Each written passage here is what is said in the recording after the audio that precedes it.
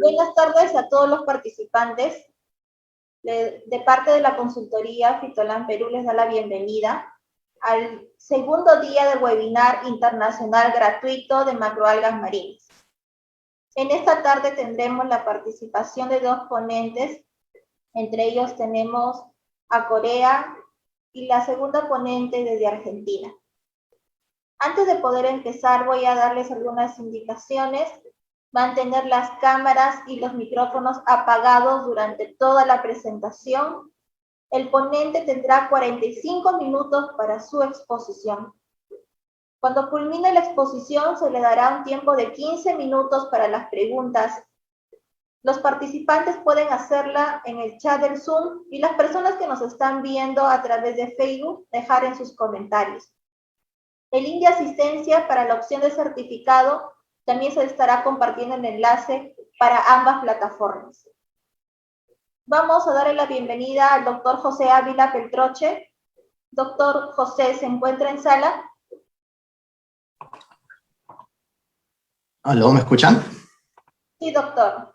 Doctor José Ávila Peltroche, vamos a hacerle una pequeña presentación antes de que comience con su exposición. Perfecto, muchas gracias.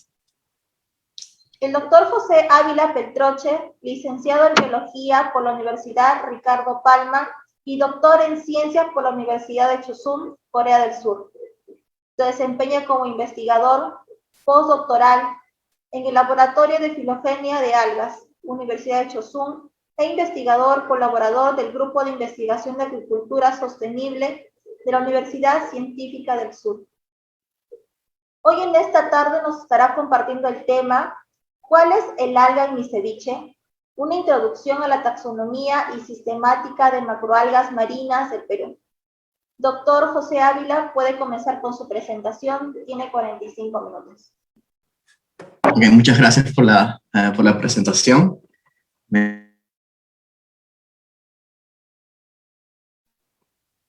No sé si todos me escuchan bien, espero que no haya ningún problema. Bueno, en primer lugar quisiera agradecer por la invitación. Es para mí, verdad, un honor poder compartir un poco de lo que me apasiona tanto, que son las macroalgas marinas, especialmente en mi país, Perú. Como bien comentaban, actualmente me encuentro en Corea del Sur. Acabo de terminar un doctorado aquí, pero siempre trato de aportar de cualquier forma al estudio de las macroalgas marinas en el Y he titulado esta ponencia, la verdad es una de las preguntas que muchas veces me hacen a mí, en tono de broma y también en tono digamos, de curiosidad. Pero esto me hace ver de que, por lo menos para los peruanos, una de las primeras formas en las cuales uno interactúa con una alga es a través de la comida, y en este caso es a través de un plato riquísimo, que es el ceviche peruano. Así que, bueno, vamos a comenzar. Este es el esquema de acción. Lo he dividido en 6 partes. La primera parte es una introducción, un poco sobre qué es taxonomía sistemática y por qué es importante. La segunda parte habla un poco de la costa peruana. Ya abordamos el tema de la diversidad de especies de macroalgas. La parte 4 es una pincelada de las especies comerciales que, bueno, ya se ha tocado el día. Pues, cómo han ido avanzando los estudios de taxonomía y diversidad en el Perú. Y en la parte 6, bueno, para la gente que esté interesada en conocer más de las macroalgas peruanas, voy a dar alguna literatura.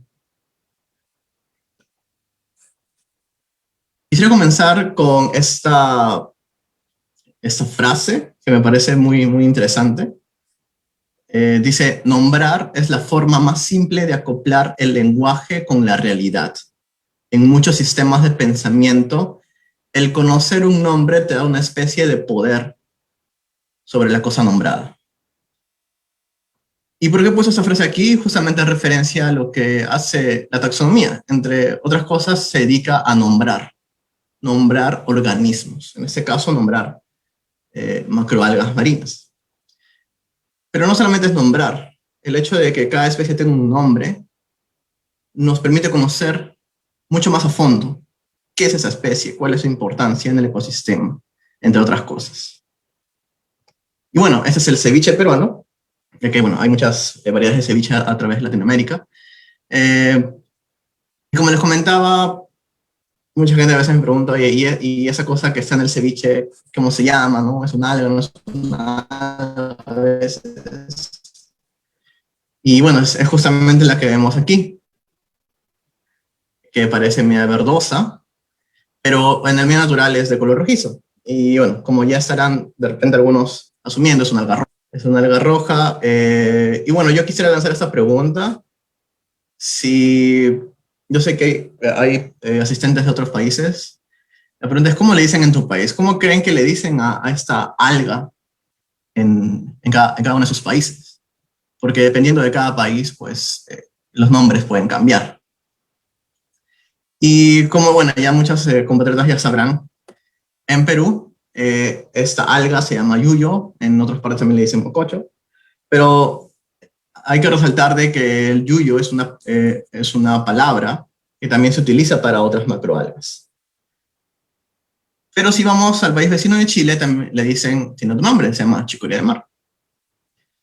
Entonces, ¿qué pasaría si alguien de Perú va digamos, a Chile y pide un yuyo? Y bueno, las personas de repente no le entienden, ¿no?, que es un yuyo.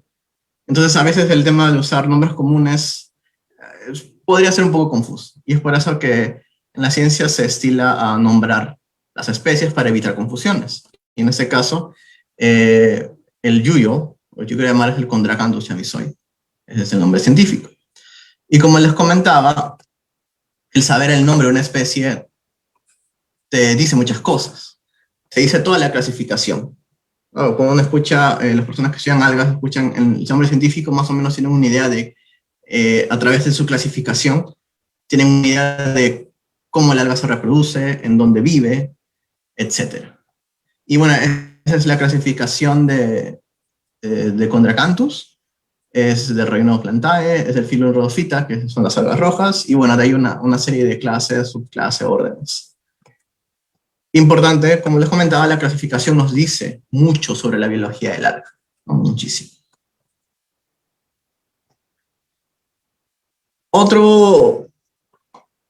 Otra comida, otro plato muy interesante en Perú es el picante de cochayuyo. Bueno, ustedes me dirán aquí dónde está el alga. Y pues está aquí, en ese círculo blanco. Estas, digamos, especies marrones. Este es el cochayuyo. Y aquí lo ven en su medio natural. Ahora, ustedes dirán, bueno, esta alga parece media marrón, verdosa, pues debe ser una alga verde, una alga marrón.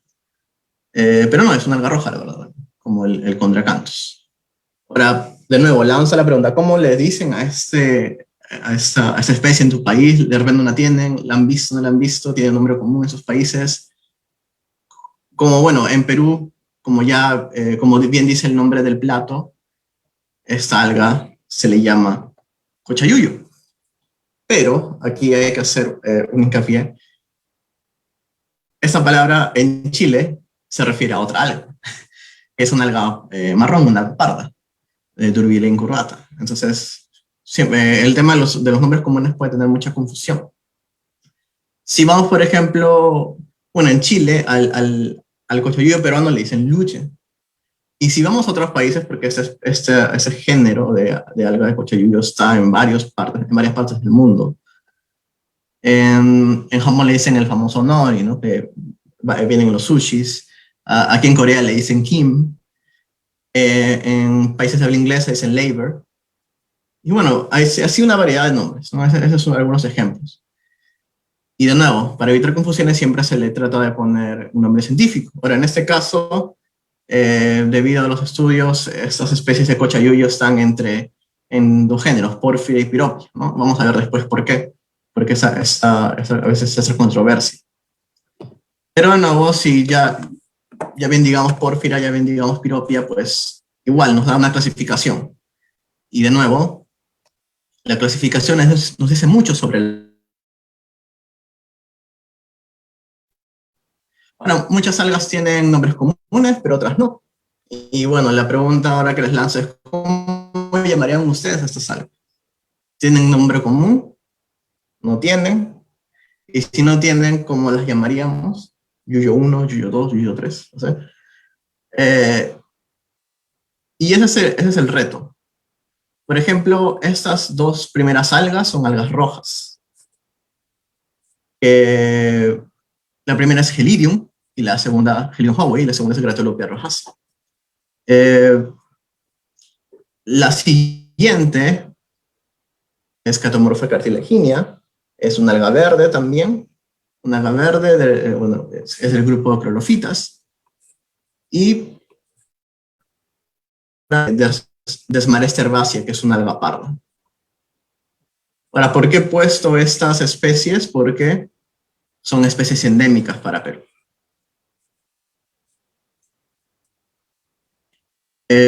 ¿Me están escuchando todavía? Disculpen.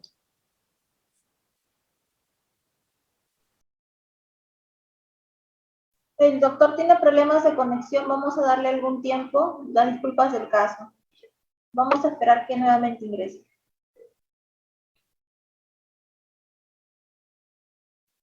Las disculpas del caso referente al doctor José Ávila Peltroche, ha tenido algunos inconvenientes de internet. Vamos a continuar con la segunda ponencia de la doctora María Paula Rajo. ¿Se encuentra doctora María en sala?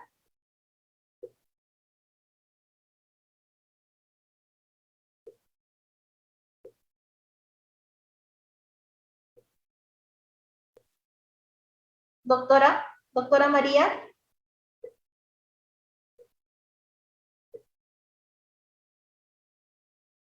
Hola, hola. Doctora María, buenas tardes. Sí, ¿qué tal? Ahí activo la cámara. Sí, por favor. Y perfecto. Estaba teniendo también problemas de conexión, por eso, ahí va. Espero que funcione. Cualquier cosa me avisan si se corta o algo.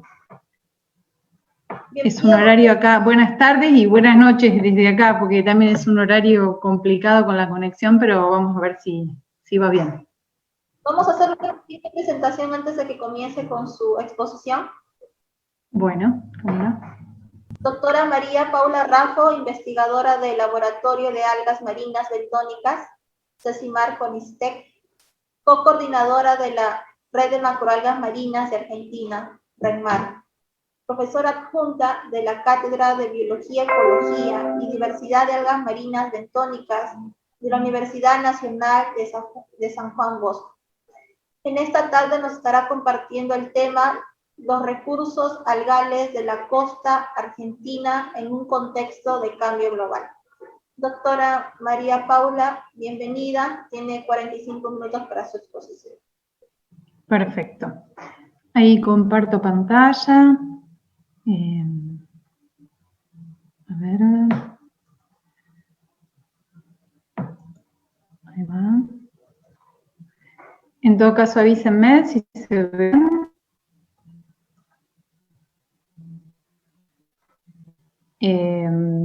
Cualquier cosa, vayan avisándome si van pasando bien las diapositivas, por favor, y si se escucha bien. Ahí la pantalla está compartida, se ve bien, ¿no?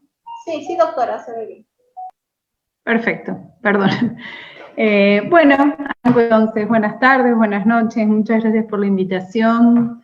La verdad es que las charlas de ayer estuvieron muy, muy buenas y creo que es un espacio hermoso para contactarnos y conocernos entre quienes trabajamos en distintos puntos de Latinoamérica con macroalgas marinas. Así que bueno, yo trabajo en distintas líneas de investigación. La que les voy a presentar ahora tiene que ver más con las algas de interés comercial.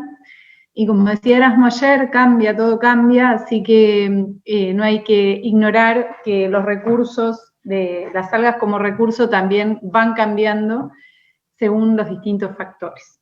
Así que, primero, bueno, sé que hay gente de distintos lugares, no sé cuánto conocimiento hay sobre la costa sudatlántica, la costa argentina. Hay mucha información sobre la costa chilena, afortunadamente. Ayer presentaron sobre Perú y México.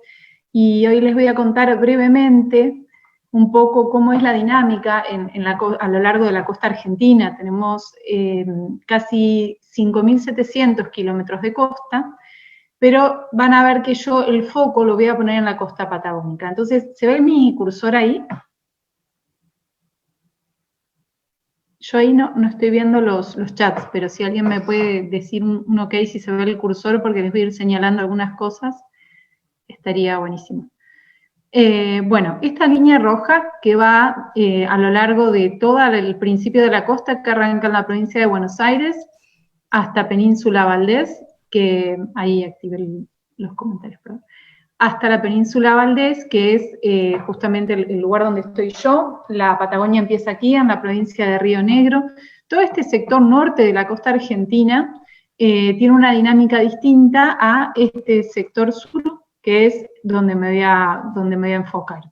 En esta región norte, en lo que es macroalgas, está bastante más empobrecida, hay menos sustratos rocosos, otra dinámica en cuanto al oleaje, otra disponibilidad de nutrientes. Entonces, no es casual que acá, donde empieza la provincia zoofitogeográfica magallánica, la de arriba es la provincia argentina, es donde empiezan a aparecer, acá está la transición, alrededor de los 41, 42 grados de latitud sur, y ahí empieza a aparecer todas las algas de agua templado frías.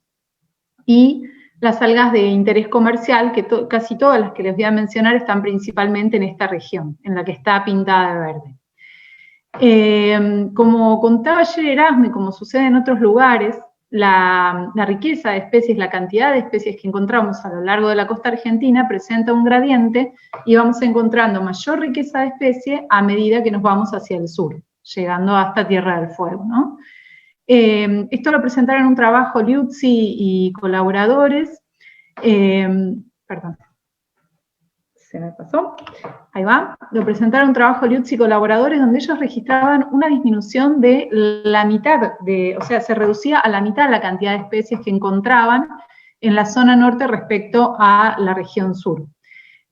Obviamente puede haber factores asociados, como por ejemplo el esfuerzo de muestreo que se puso en cada una de las regiones, particularmente está mucho más estudiada la región sur que la región norte, pero así todo se encuentra un gradiente bastante claro. Este es el trabajo que les mencionaba, y acá se ve de vuelta cómo va aumentando la cantidad de especies a medida que vamos hacia el sur. Y es por eso que de las algas que les voy a hablar están en esta región patagónica. Acá se ve cómo aumenta, obviamente, en esta región la cantidad de algas antárticas y subantárticas, y después menciona otras especies que tienen distintos tipos de distribución a nivel mundial. Eso era como una introducción para situarlos en el área geográfica en la que vamos a conversar en esta exposición, y donde están las algas de las que les voy a hablar. Y bueno, ahora sí les voy a comentar brevemente. Yo creo que muchos ya estamos interiorizados, al menos con el concepto del antropoceno, de lo que es el cambio global, de los distintos factores que operan. Es innegable que la actividad humana creció muchísimo en los últimos 50, 100 años y que está impactando de una manera bastante fuerte en los procesos biológicos, químicos, geológicos, y es por eso que se introduce este concepto de antropoceno, si bien se sigue llamando holoceno. Paul Crutzen propone el concepto de antropoceno, que está siendo cada vez más aceptado, desde 2008 en adelante hay varias publicaciones que lo mencionan, y es justamente, habla de cómo impacta y modifica la actividad humana los distintos sistemas naturales. Les voy a mencionar brevemente algunos de los factores de cambio global, principalmente los que pueden afectar, hay otros que pueden afectar a las algas marinas, pero yo les voy a mencionar algunos. El cambio climático, perdón, me olvidé poner la referencia de esta figura, pero se puede ver que hay un aumento en la temperatura a nivel global, hay un aumento del nivel del mar también, y también se modifican, ¿no?, los patrones de circulación y precipitación. Todo esto puede afectar muchísimo, sobre todo, por ejemplo, el aumento de la temperatura puede cambiar la distribución de las aguas, de las algas de aguas templado frías, que es justamente de las que les voy a hablar. Después tenemos la explotación comercial, que no es un factor de cambio per se, sino que la sobreexplotación es un factor de cambio, ¿no? Ayer uno de los expositores hablaba de la importancia de la sustentabilidad a la hora de usar los recursos. Si uno los usa de manera sustentable, consciente, entonces así sí se pueden conservar. En cambio, si se sobreexplota el recurso, entonces estaría cambiando la disponibilidad y probablemente estaría poniéndose en peligro ese recurso y las comunidades asociadas. Y otro factor que les quería mencionar era la invasión de especies. Ayer también estuvieron contándonos un poco de las algas invasoras en México, repasando algunos conceptos de lo que es una introducción, de lo que es una especie exótica, introducida, criptogénica, pero fundamentalmente quiero que tengamos presente que cuando arriba una especie por medio, mediada por la actividad humana, arriba a un lugar donde no estaba anteriormente, puede producir un cambio muy fuerte en la comunidad y puede modificar a su vez, en este caso, la introducción de un alga, como es la que está acá en las imágenes que están viendo, que es una alga parda, que se llama Undaria pinnatifida, que llegó a Argentina hace ya algunos años, después voy a entrar un poco más en detalle, y modificó los ambientes marinos. Entonces, a su vez, puede afectar a otras algas que son recursos. Particularmente esta especie se cree que entró por agua de lastre, pero ya después, no me quiero adelantar, después les voy a contar un poquito más en detalle sobre Undaria, es como un doble actor Undaria. Les voy a contar de Undaria un poco como especie introducida que modifica el ambiente, pero también es un recurso muy importante económicamente. Entonces, por eso quería poner a los recursos de algas en un contexto de cambio global, porque a veces también la introducción de una especie puede modificar la disponibilidad de otras, pero puede representar un recurso por sí mismo. Y acá les presento brevemente las especies, las principales especies de interés comercial que fueron explotadas históricamente acá en Argentina. Entre las algas pardas está Macrocystis pirífera, que es una alga que forma bosques, que es muy importante ecológicamente. Lesonia, ahí, bueno, no mencioné la especie, después se las cuento un poquito más en detalle.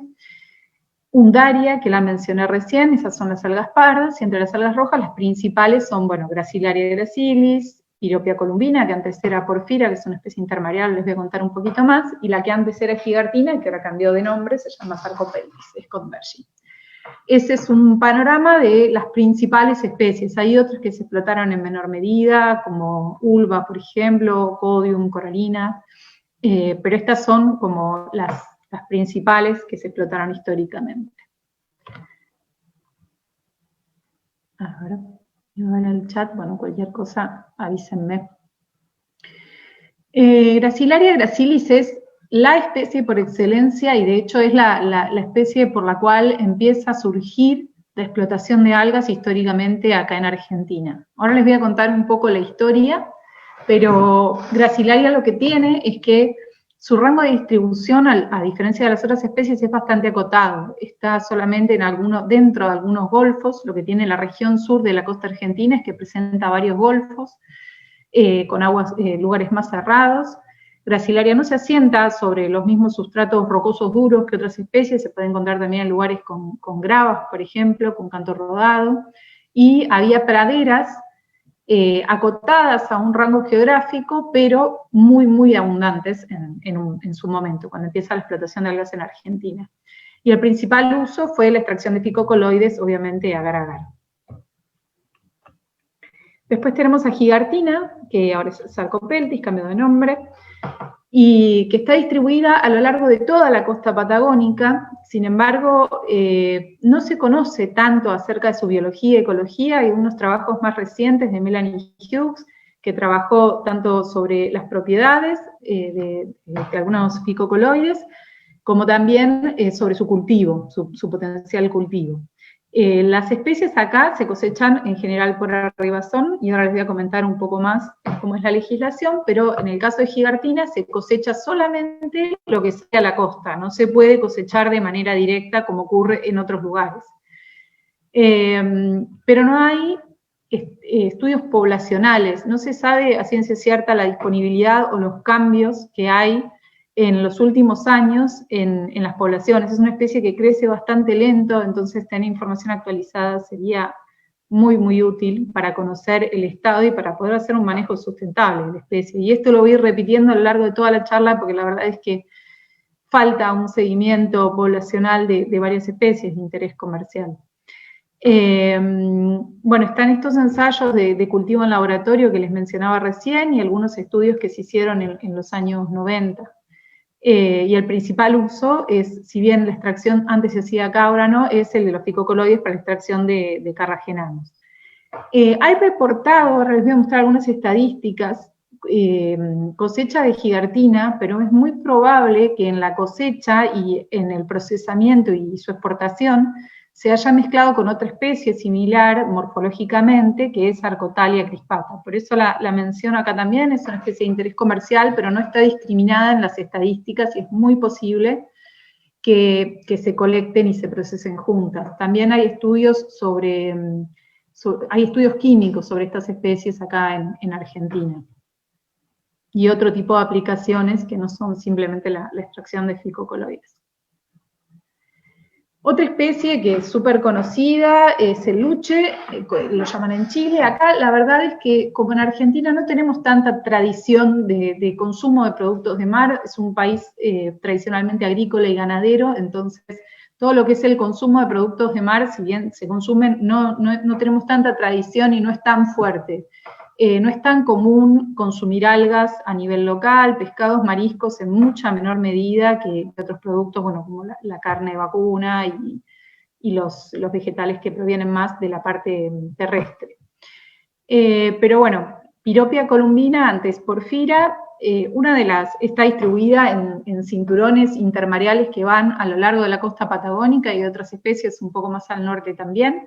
Esta especie se cosecha de manera manual, mediante extracción directa, por corte, y sobre esta especie también hacen falta estudios biológicos y ecológicos. Yo creo también, como mencionaba ayer Erasmo, creo, que hacen falta muchos estudios genéticos, porque es muy probable que sea un complejo de especies que estén ahí mezcladas.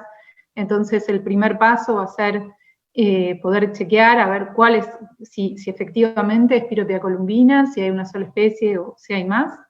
Y el principal uso es para alimentación, no a nivel local, sino que son especies que se cosechan, se secan en camas y se exporta el alga seca. Hay un pequeño mercado interno donde el alga se vende seca para alimento. Y esas fotos que ven ahí son el tapiz de Piropia que se presenta a nivel intermareal, una un poquito más detalle y otra, todo esto es en un lugar que se llama Bahía Camarones y una zona cercana, ahora se las voy a mostrar en el mapa, pero es el principal lugar donde las algas se colectan y se procesan. Otra alga parda, Lesonia. Lesonia flavicans es, en realidad en Argentina hasta ahora hubo, bueno, varios cambios de sinonimias y demás. Hoy por hoy quedaron dos especies, una especie que también requiere una revisión taxonómica profunda, estudios genéticos. Se hicieron estudios morfológicos, los hicieron Asensi y Bruno de Rivière, y ellos entonces clasificaron a Lesonia flavicans y también a Lesonia sarlesiana. En un momento se distinguían en otras especies más que luego se sinonimizaron según la morfología, como iba cambiando en profundidad o en superficie, pero la más abundante a lo largo de la costa es Lesonia flavicans. Lesonia sarlesiana está, yo acá menciono a flavicans como recurso porque probablemente al ser la más abundante es también la más colectada.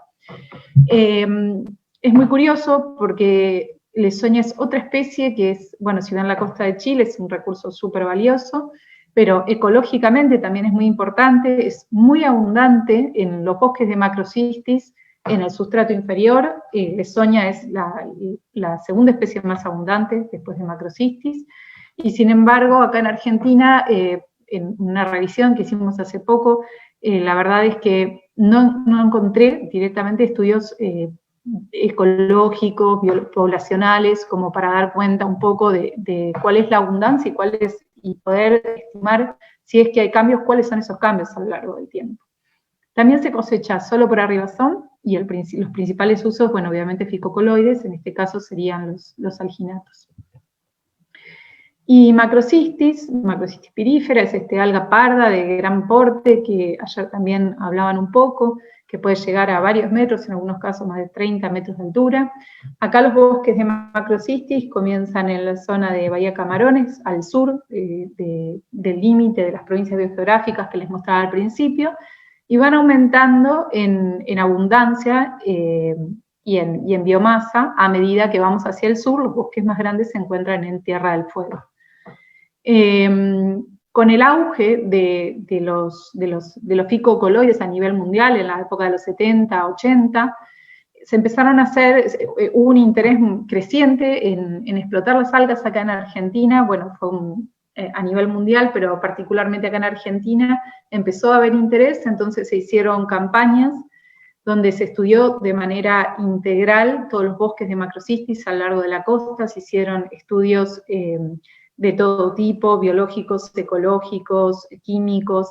Hay mucha bibliografía de esa época, donde había intenciones de estudiar los bosques y de ver también un potencial uso económico, que quedó disponible esa literatura, pero después de esa época hasta ahora, la verdad es que la literatura es bastante escasa, y esta es una especie que en el norte de la distribución podría estar afectada por nuestros factores de cambio que contábamos hoy, principalmente el cambio climático, ¿no? El aumento de la temperatura, como se registró en otros lugares del mundo, podría ser que en este caso, incluso acá hay registrados bosques.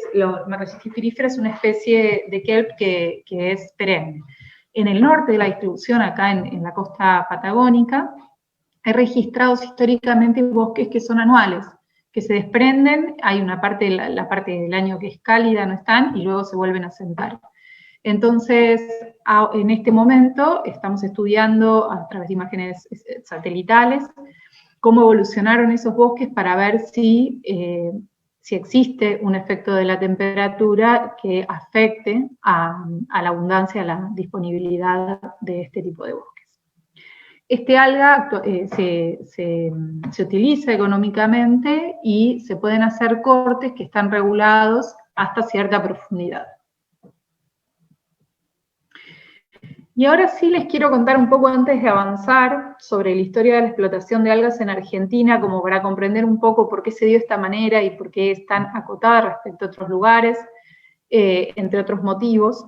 Les voy a hablar brevemente del marco legal, de lo que es la legislación acá en Argentina. En realidad, primero surge el interés por explotar las algas por parte de una persona que se interesó en venir a la Patagonia y poner su empresa y empezar a explotar las algas para producir ficocoloides.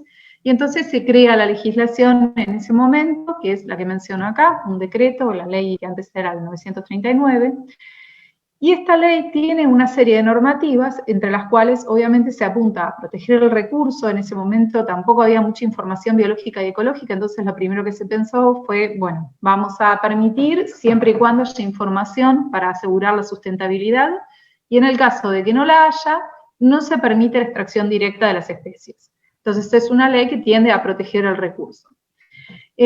Por otro lado, había una serie de permisos que siempre tendía también a cierto grado de industrialización del alga a nivel local para fomentar la economía local antes que la exportación de materia prima, y bueno, establece toda una serie de permisos y de concesiones, pero lo curioso es que dentro de esta ley también se mencionan cuáles son las especies que se pueden explotar de manera directa y cuánto se pueden explotar de esas especies. Entonces, ahí es donde se establece, por ejemplo, que Gracilaria solamente se puede explotar por arribazón, el que llega a la costa, y no se pueden sacar, no se puede hacer extracción directa. Piropia, se hicieron estudios en ese momento para establecer un porcentaje de corte de hasta el 70% de la superficie. Macrocystis, hasta 1 metro de profundidad con la marea baja. Y bueno, después hay varios recursos, gigartina también de costa, y después todos los recursos de algales, que las especies que no estuvieran contempladas dentro de esta ley, directamente no se permite la extracción directa y solo se permite la extracción por arribazón, el alga que llega a la costa. Por eso es que varios de los recursos que les mencioné, solamente, como lesonia, solamente se pueden explotar por arribazón, colectando el alga que llega a la costa. Ahora bien, llega, por ejemplo, una nueva especie que también surge el interés comercial como Undaria, entonces se tuvieron que hacer permisos y demás para poder regular la extracción de estas especies que no están contempladas en la ley. Y ahora sí voy a empezar a contarles un poco la historia de la explotación de algas en Argentina. Todo empezó en 1950, en este contexto que les contaba recién, donde había un auge y un interés por los ficocoloides, por la producción de alginatos provenientes de las algas pardas y del agar-agar, que es otro gelificante que viene de las algas rojas. Acá, en este punto rojo que les marco, es la región donde se asienta una empresa. Había otras pequeñas empresas, pero la principal empresa de explotación de algas fue Soriano, la empresa Soriano, donde colectaba las algas principalmente en esta zona y después también compraba algas en Santa Cruz. Y acá ven un detalle, esto es Puerto Madryn, la península Valdés, y 350 kilómetros al sur está Bahía Camarones, Bahía Bustamante, y esta pequeña zona donde además es la única región donde se registra, y bueno, también en parte de Santa Cruz, una actividad alguera sustancial. En el norte de la costa argentina directamente no se registra actividad alguera. Y este es el fundador de la empresa Soriano, era un químico que se interesó, estaba haciendo unos gelificantes para el pelo, se queda sin la materia prima, entonces viaja hacia el sur y encuentra unos arribazones fenomenales de este alga Gracilaria gracilis para la extracción de agar-agar, y así es como empieza toda la historia de la explotación. Se asientan acá en el sur, ponen la empresa, empiezan a cosechar, primero de manera manual, en 1960, 70, esta foto que ven acá abajo, en Bahía Bustamante, hacen los galpones para el acopio y crean casas, hasta llegó a tener una capilla, fue como un asentamiento que le brindaba trabajo a muchísimas personas. Y la foto de arriba son los arribazones enormes y únicos de Gracilaria que se daban en ese momento. Entonces, se desarrolla paralelamente a la explotación de Gracilaria gracilis y a la industrialización, la extracción de agar-agar y la producción también de harinas de algas, se desarrolla paralelamente la investigación, esta investigación tan fuerte que les contaba, se crea un centro de investigación en el sur, y se empiezan a estudiar principalmente estas algas de interés comercial productoras de ficocoloides. Bueno, estas son más imágenes de cómo se cosechaban de manera manual las algas en ese momento, para que se den una idea de la extensión y la magnitud de los arribazones. Se puede ver acá en estas pilas de acá abajo, todos los montículos de Gracilaria, y bueno, está ahí la escala las personas. También se cosechaban otras especies como Macrocystis, que es la que se ve acá en la foto de la izquierda. Con el pasar del tiempo fueron avanzando las tecnologías, ya la cosecha no se da de manera manual, sino que en 1970 aproximadamente empezaron a incorporar tecnologías para la cosecha y luego el transporte y el acopio de las algas. Y después empezó a bajar la cantidad de arribazones de Gracilaria. Hacia finales de los 90, bueno, finales de los 80, principios de los 90, empezó a bajar los arribazones de alga. Esta es una foto de la planta de extracción de agar que se había montado en Gaiman, en una ciudad a unos kilómetros al norte de donde se colectaban las algas. Y esto es el proceso de extracción de agar-agar que hacían a partir de Gracilaria gracilis. Para que se den una idea más o menos de la magnitud de la producción de agar y carragenanos, como les contaba, tuvo un auge en los 70, donde se producían 350, 400 toneladas de agar a mediados de los 70, perdón, y en menor medida de carragenanos. Después, a finales de los 90, empieza a bajar la disponibilidad de los arribazones de Gracilaria por motivos que no pudieron ser bien establecidos todavía. Bueno, ya en ese momento no se pudieron establecer, se empezaron a hacer estudios poblacionales, a ver cuál era el estado de las praderas naturales, porque recordemos que todo esto se cosechaba desde la costa, entonces empezaron a hacer estudios las praderas naturales en los 90 para ver su estado reproductivo, para ver la biomasa y demás, y ver si se podía recuperar o establecer cuáles eran esos motivos. Hay varias hipótesis, pero a ciencia cierta no se pudieron establecer y las praderas no se recuperaron. Entonces empezaron a importar materia prima para poder extraer los picocoloides, y acá se ve bien de manera gráfica cómo fueron cambiando, cómo fue cambiando la magnitud. Fíjense que la explotación de algas históricamente estaba dada casi en su totalidad por una sola especie, que era Gracilaria gracilis, y en menor medida todas estas especies, bueno, acá quedó como Gigartina, ahora Sarcopeltis, hay varias especies que cambiaron de nombre, y en menor medida estaban Macrocistis, Lesonia, Sarcopeltis, Piropia, un poquito de coralina y otras algas verdes que casi no se ven en las estadísticas. Acá está este quiebre a fines de los 90, donde directamente se empieza a mermar muchísimo y ya la extracción de picocoloides pasaba por la importación de materia prima. Y después, a partir del año, a mediados del 2000, 2005, 2010, empieza a aparecer Undaria como recurso. Ahora les voy a contar un poco más de la historia de Undaria pinnatifida, esta especie invasora, pero que empieza a aparecer como recurso y empieza a ser casi la principal especie explotada, obviamente de una magnitud muy inferior a lo que era Gracilaria gracilis, pero este factor de cambio global, que es la invasión de especies, que en este caso la representa Undaria pinnatifida, pasa a ser también un recurso. Bueno, y 2001 en adelante, es lo que les comentaba recién, se cosechan otras especies y la principal sería Undaria pinnatifida. Se compran también algas, como les mencionaba, en la provincia de Santa Cruz.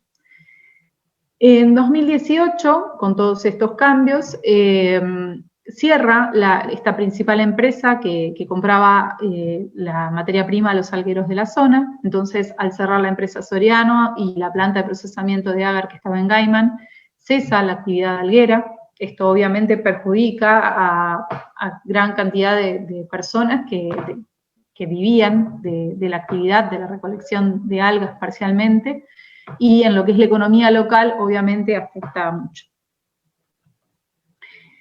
En 2019 se crea una cooperativa, la cooperativa Crapmar, en la localidad de Camarones, donde se juntan los algueros que estaban trabajando antes, que vendían algas a la empresa Soriano. Al disolverse la empresa Soriano, se crean otras empresas que están interesadas por la compra de algas, entonces se crea esta cooperativa de algueros, que obviamente favorece muchísimo, tiene un impacto muy positivo en la economía local.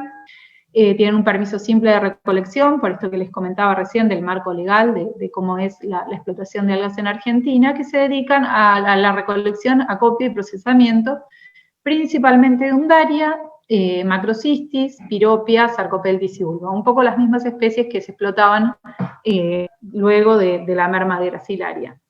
Y como ven acá abajo, en la primera foto de abajo a la izquierda son unas camas muy largas, donde lo que se seca en realidad es la parte reproductiva de Undaria, por eso también la biomasa tan baja, porque ahora les voy a contar un poquito más para qué se usa eso, pero lo que se cosecha por arriba son, por la Undaria que sale a la costa, como se puede ver en la foto del medio, a los algueros, que además es una actividad que incluye a toda la familia. También ayer se hablaba de eso, de la inclusión y de la actividad alguera como una posibilidad para distintos miembros de la familia, ¿no? Entonces abajo se ve cómo están colectando esta parte que se llama esporofilo, que es la parte reproductiva de Undaria, que se la conoce como rulo. Y en la última foto se están colocando las camas para secar y luego vender el esporofilo seco. Y ahora sí, les voy a contar un poquito más de Undaria, de este nuevo recurso que aparece y que pasa a ser el principal. Undaria llega en el año 1992 a Puerto Madryn, al Golfo Nuevo. Se detecta la especie cerca del muelle, se da alerta de que es una especie potencialmente invasora, con muchos efectos en otros lugares. El alga siguió avanzando en el tiempo, pero les voy a mostrar un poco cómo avanzó a lo largo de la costa. En el año 1998 llega a la zona de Camarones, donde están todos estos recursos algueros que les mencionaba recién, entonces pasa a ser también un factor de cambio para especies como Macrocystis, que todavía no se conoce bien cuál sería el efecto no solo de la temperatura, sino también de la llegada de una nueva especie. Son dos especies de algas laminariales, de kelps, y si bien Macrocystis es una alga mucho más grande y es perenne, todavía no se conoce bien cuál sería el efecto de la introducción de Undaria en esa zona. Después, en 2005, 2010, empieza a extenderse hacia el sur, llega hasta Puerto Deseado, que es la localidad donde De la Torre y colaboradores hicieron una proyección a ver hasta dónde podría llegar el alga, de acuerdo a distintos factores, y como el punto más sur, propusieron a Puerto Deseado, que es hasta donde llegó, y como punto norte propusieron que si cruzara el Río de la Plata podría llegar hasta el sur de Brasil. Hasta el momento, hacia el norte, se detectó en Mar del Plata, que es ese punto rojo que se ve más arriba. Y también se encontró en la provincia de Río Negro. Así que Undaria se dispersó a lo largo de toda la costa. Hay estudios ecológicos hechos en la zona, donde se reporta que Undaria, en la zona del Golfo Nuevo, donde las algas son de mucho menor porte que Undaria, de hecho es la única especie de kelp, a excepción de algún parche de Macrocystis anual. En el Golfo Nuevo, por ejemplo, bajó muchísimo la diversidad de algas, la puede desplazar probablemente por competencia directa a través del sustrato, también por efecto de sombreado, baja la diversidad de las algas. Aumenta la biomasa local en un 800%, o sea que toda esa biomasa disponible, como ayer mencionaban, la disponibilidad de detritos que puede generar y toda la cascada y los cambios que puede generar en la cadena trófica. También se registró, por ejemplo, cuando está presente Undaria, un aumento, obviamente, en los invertebrados. Así que Undaria puede modificar desde distintos aspectos, causando un aumento o una disminución en la diversidad de algas o de invertebrados. Lo cierto es que la llegada de Undaria representó un cambio drástico en el paisaje local. En esta zona también es muy importante la actividad turística. Por ejemplo, hay muchísimas agencias de buceo que al llegar Undaria y tapar el fondo, a veces interfería. Cuando termina el ciclo, Undaria es una especie anual, ahora les voy a contar un poco más. Bueno, llega, en uno de los trabajos se propone incluso se siguió la ruta de uno de los barcos por el cual podría haberse introducido a través del agua del Astre. O sea, fue una introducción accidental, los primeros ejemplares se encontraron acá en el muelle, y después Graciela Casas, una investigadora que estudió, hizo su doctorado con Undaria pinnatífera, junto a María Luz Piris, propuso incluso cuál podría haber sido la ruta de introducción mediante agua del Astre. Ahora hay investigadores trabajando sobre especies introducidas, está la doctora Evangelina Schwinn, y trabajaron también sobre la legislación con respecto al recambio de agua del Astre. Undaria lo que tiene es un ciclo de vida donde tiene dos fases. Una fase macroscópica, que es la que se ve, es esa que parece como una lámina, y una fase microscópica, que no se ve. Entonces esta es la que se sospecha y es muy resistente a diferentes factores, a cambios de temperatura. Es la fase gametofítica. Entonces esta es la que se sospecha que podría haber sido introducida a través del agua del Astre, y como se ve acá, se adhiere a distintas, por fouling se va dispersando también a nivel local, y se puede adherir a distintas estructuras de origen antrópico. Por ejemplo acá, en los cabos y redes de pesca. Entonces, a través, si se pesca en un golfo y después se va al otro, en un momento se había propuesto también hacer una limpieza de las redes para evitar la dispersión local. Y acá se pueden ver los gametofitos, la parte microscópica del alga en las redes, entonces fue casi inevitable su dispersión a lo largo de toda la costa. Ahí, bueno, están creciendo los esporofitos, que es ya la parte macroscópica del ciclo de vida del alga, y ahí se ve directamente el esporofito agarrado al cabo, a una de los cabos que están cercanos al muelle. Este es otro cabo más. Acá se puede ver una embarcación que tiene muchísimos esporofitos de Undaria, incluso después eso libera cantidad de esporas, o sea que se va dispersando a lo largo de la costa muy fácilmente. Y bueno, obviamente en balance es negativa la introducción de especies, hay que cuidar muchísimo este tema, hay que poner mucho esfuerzo en detectar nuevas especies y sobre todo en prevenir que no entren nuevas especies introducidas, porque a la vista está los efectos que puede ocasionar a nivel mundial, los sargazos, ayer contaban un poco el efecto de la introducción de los sargazos, de las caulerpas, y bueno, y en este caso de Undaria. Undaria lo que tiene además es que es una de las 3 especies que más se consume mundialmente. En Japón hay un producto que lo denominan wakame, entonces también se empezó a ver la potencialidad de explotar esta especie comercialmente. Hay una empresa que se radicó acá en Argentina hace unos años, se generó acá en Argentina hace unos años, que se llama Biotech, donde están explorando el uso de Undaria y de Macrocystis también. Tienen algunos compuestos que le dan beneficios a las plantas, entonces sería como una especie de fertilizante orgánico. Ya se habían hecho trabajos, la doctora Iris había hecho trabajos sobre compost de algas y el efecto que tenía el compost de Undaria sobre distintos cultivos. Por ejemplo, las plantas de tomate tenían más resistencia al estrés hídrico, tenían mejor crecimiento, tenían más rendimiento. Y esta empresa está trabajando con algunas líneas con productos a partir de Undaria y Macrocystis. Hay otra empresa que se llama Argenvita, que no solamente comercializa Undaria, sino también otras especies como Ulva para alimentación, para productos cosméticos. Una pequeña empresa que se está desarrollando, que se llama Jono Wakame de la Patagonia, donde se procesa la lámina y se hace este producto, el wakame, como se le llama en Japón, y se está vendiendo a nivel local, pero todavía hace falta más desarrollo.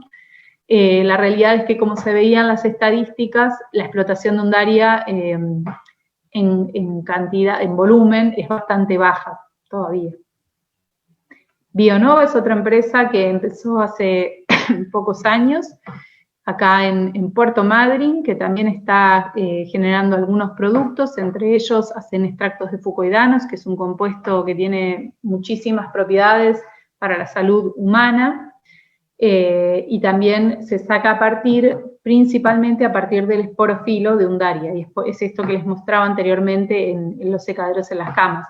De todo lo que es la lámina de Undaria se puede hacer productos para alimentación, del esporofilo, la parte reproductiva, se puede hacer esta extracción de fucoidanos que tienen propiedades para la salud humana.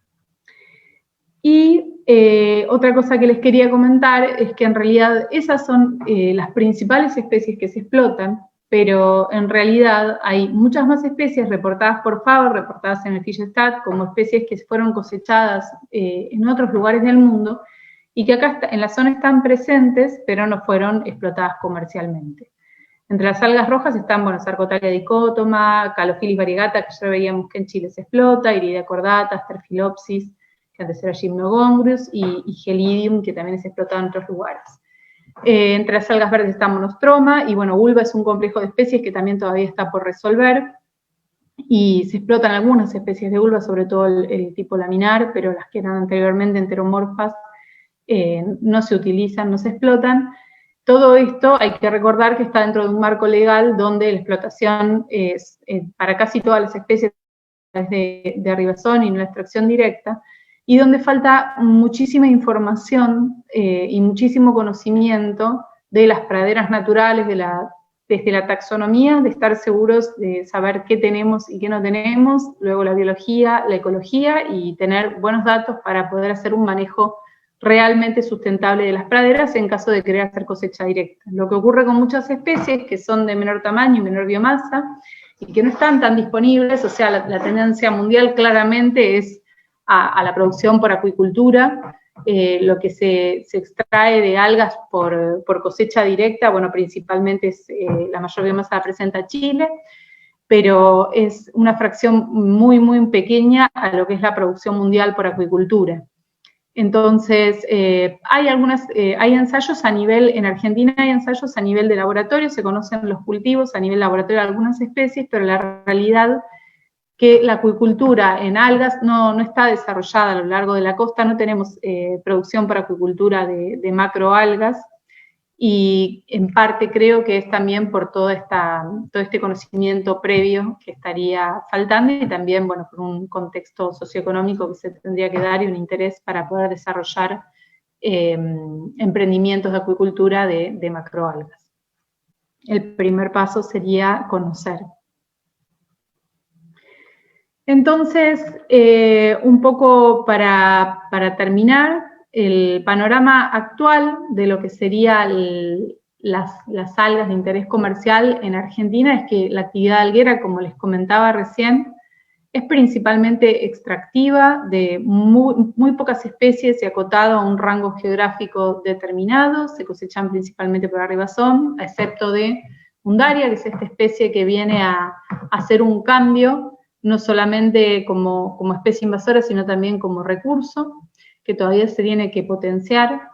La legislación actual, primero habría que generar conocimiento biológico y ecológico y también ser acompañado por un marco legislativo donde pueda regular adecuadamente especies nuevas, por ejemplo, como es el caso de Undaria, incluso para favorecer el control de estas especies si es que se pudiera. Y bueno, obviamente lo que les vine comentando a lo largo de toda la charla es que todavía hace falta mucho conocimiento taxonómico, biológico y ecológico de los recursos para poder hacer un desarrollo y un manejo adecuado. Pero la buena noticia es que hay un número creciente de investigadores y de grupos de investigación a lo largo de todo el país que está estudiando distintos aspectos de las algas marinas. Hay algunos grupos que vienen desde la época de los 70, como les comentaba, las líneas de la parte química son muy fuertes, iniciadas por el doctor Cerezo y actualmente están trabajando en algas pardas el grupo de Carlos Storz, en algas pardas la doctora Marina Ciance, en algas rojas Cristina Matulewicz. La doctora Alicia Borazo trabajó y sigue trabajando incansablemente en todo lo que es diversidad de algas a lo largo de la costa, y después a lo largo está en un grupo muy grande en Bahía Blanca, trabajando en distintos aspectos, y no me quiero olvidar de nadie. Si quieren saber un poco más de los distintos grupos, sí es cierto que hay muchos grupos actualmente dedicados a todo lo que es la parte aplicada, y en menor proporción lo que es el conocimiento taxonómico, biológico, ecológico de las especies. Está el doctor Fernando de la Torre trabajando principalmente con aplicaciones, usos, está trabajando con la línea de Undaria pinnatífida. Melanie Hughes trabajó con gigatina, y si quieren conocer un poquito más de los integrantes, formamos una red de macroalgas marinas argentinas justamente para poder conectarnos. También hay colegas de Uruguay colaborando y participando para poder hacer crecer este conocimiento, y espero que en algún congreso latinoamericano de ficología podamos conectarnos un poco más entre colegas de Latinoamérica. Así que ahí les dejo el contacto y algunos, bueno, esta guía que mencionaba ayer Erasmo, producto de un curso que fueron a dar en Ushuaia. Hay también un libro muy interesante de la doctora Alicia Borazo de descarga gratuita, y hay más bibliografía disponible de claves y demás por si están interesados en material de lo que son las algas de la zona. Y por último quería agradecer varias de las imágenes, las brinda Proyecto Sub, Gonzalo Bravo, que es quien está relevando algunos fondos marinos. Es un proyecto muy lindo que relevan la diversidad bentónica. Así que les dejo ahí el link. Mario Roberts de la cooperativa, Gonzalo Soriano me brindó información, y el doctor de la Torre. Les quería agradecer, y obviamente a todos los que estuvieron ahí escuchando, y a Fitoland por la invitación. Así que quedo abierta a las preguntas. Agradecemos, doctora María Paula Raffo, por su excelente exposición. Hay algunas preguntas de Ángelo. Dice, en términos de rentabilidad, ¿qué alga es comercialmente más demanda en el mercado? ¿Existe alguno de agua dulce que pueda producir comercialmente?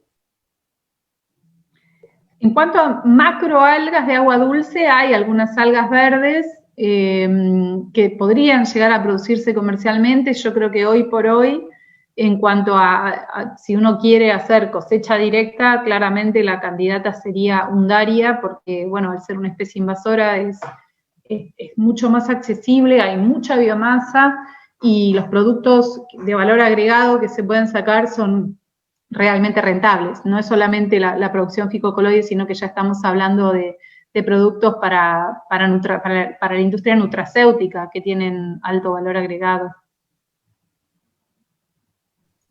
Hay otra pregunta de Isaura Escalante. ¿Cómo es que se limita la incorporación de una especie invasora o se limita su crecimiento y dispersión? Y la verdad es que siempre cuando aparece una especie es bueno reportarla y tratar de sacar todos los ejemplares que estén, pero lo principal yo creo es trabajar en prevención, definitivamente, porque, por ejemplo, en el caso de Undaria, con una fase microscópica es casi imposible poder limitar o controlar. El hecho de explotarla tampoco creo que pudiera ser un control. Ahí creo que un solo caso de erradicación reportado de Undaria en Tasmania, donde, bueno, la controlaron hasta que pudieron erradicarla, pero lo que es erradicación de una especie invasora una vez establecida y dispersada y demás, es muy complejo. Acá se hicieron algunos intentos en un momento de contenerla dentro de lo que era el Golfo Nuevo, estuvieron haciendo algunas limpiezas, incluso hicieron muchos intentos de que no pasara al Golfo San José, porque había otros recursos bentónicos muy importantes que podían afectar, y fue inevitable. Así que creo que es súper importante, sí, si se detecta tempranamente el primer ejemplar, inmediatamente sea de algas, de invertebrados, de lo que fuera, reportarlo, y bueno, y luego obviamente trabajar en todo lo que es prevención. Pueden hacer sus preguntas en el chat del Zoom. Por favor, si tienen alguna duda, escribirla.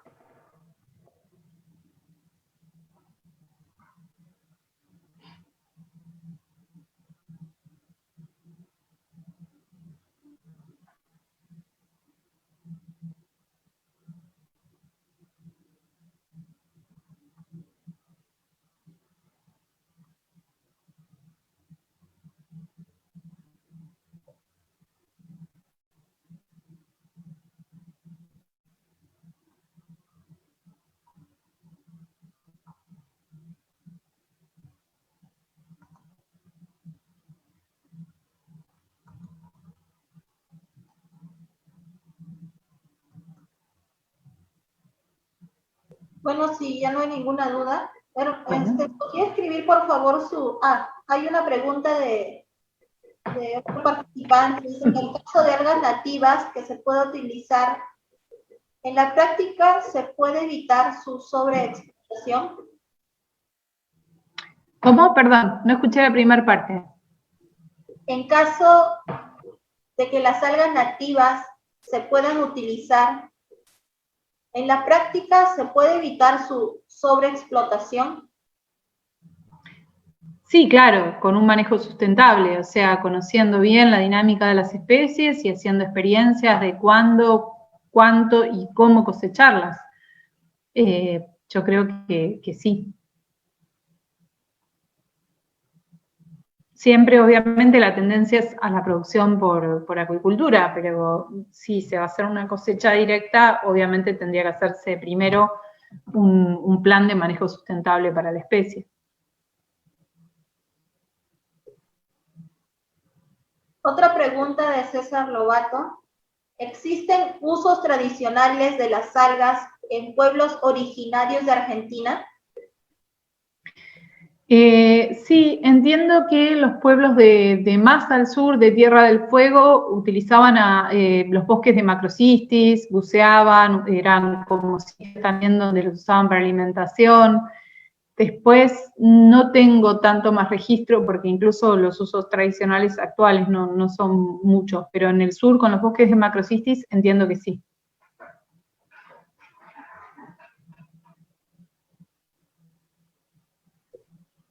Estoy agradeciendo su atención, doctora. Bueno, muchas gracias a ustedes. Gracias, doctora. Que tengan buenas noches. Buenas noches. ¿Se puede quedar hasta el final de la... Sí, claro. Vamos a dar el pase al doctor José Ávila Petroche. Tuvo unos inconvenientes. Doctor José Ávila, ¿me escucha? Sí, te escucho perfectamente. ¿Me escuchan bien? Sí, doctor, se puede escuchar claramente. Puede comenzar con sus cosas. Bueno, disculpen el inconveniente. Tengo un problema con la conexión, pero bueno, estamos aquí de vuelta. Así que, bueno, continuando con la presentación sobre las macroalgas marinas del Perú, estaba comentando un poco sobre los usos o cómo las algas están presentes en la gastronomía y por qué es importante nombrar las especies. Entonces estábamos hablando en este caso del picante de cochayuyo, que el cochayuyo es una especie de alga roja del género, bueno, Porphyra pyropia, y que tiene diferentes nombres.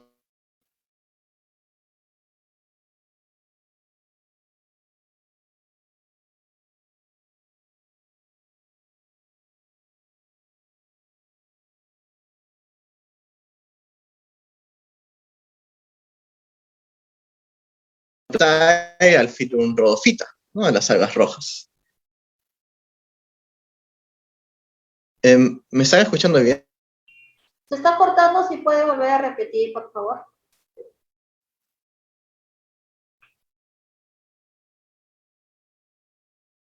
Doctor José, ¿me escucha?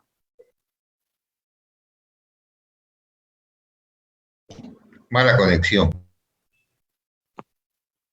Sí, ¿me escuchan bien? Disculpen. Se había cortado hace un momento, su conexión está fallando. Si puede volver a repetir. Ok, disculpen.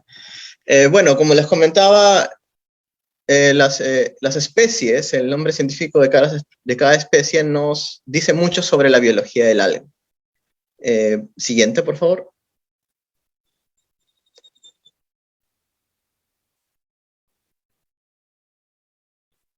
Siguiente. Y bueno, quisiera simplemente decir o poner en esta diapositiva, la anterior, disculpe. Bueno, la idea es que no todas las algas tienen nombres comunes, dependiendo de los usos.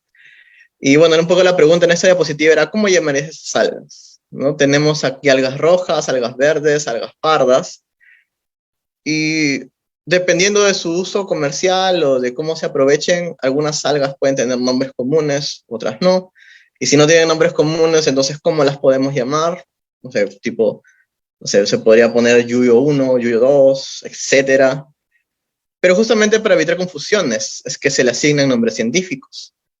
Y aquí tenemos los nombres científicos de estas algas que, bueno, son endémicas de Perú, por ahora, ya que luego voy a explicar un poco por qué he puesto esta última frase por ahora.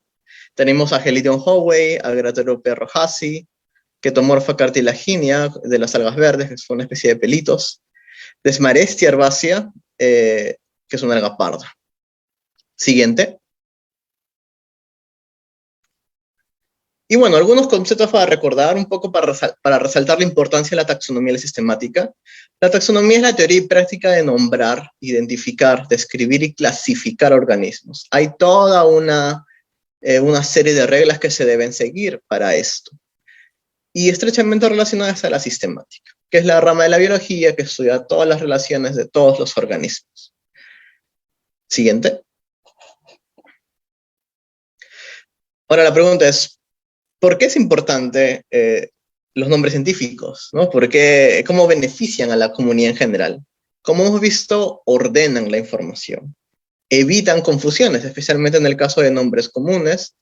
Muchas veces una misma especie tiene diferentes nombres comunes en diferentes países e incluso en una misma región.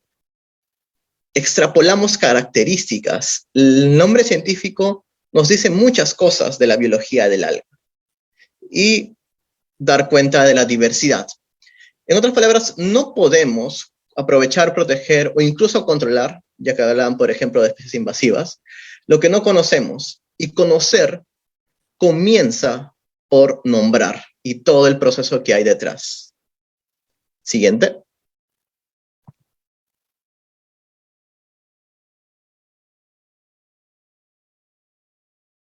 Anteriores diapositivas. Siguiente. Si puede volver a repetir, se le cortó la conexión. Ok, bueno, este paper es para las personas que quisieran ahondar un poco más en el tema de nombrar especies.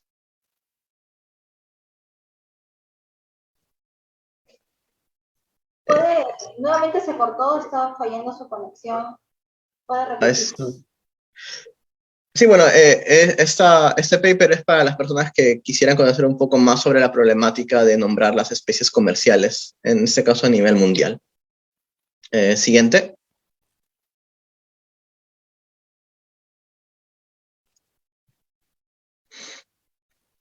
Ok, perfecto. Entonces, un poco entrando a la costa peruana, la costa peruana está definida por dos corrientes. La corriente que viene desde el sur, que es la corriente más fría, la famosa corriente de Humboldt, y por el norte tenemos la corriente costero peruano-ecuatoriana, que es la corriente más cálida. Siguiente. Y muy importante es el tema del fenómeno del Niño, ¿no? Es cuando estas aguas más cálidas entran hacia la costa, digamos, la costa más sur del Perú. Las aguas oceánicas también entran hacia la zona costera y eso hace que, bueno, siguiente.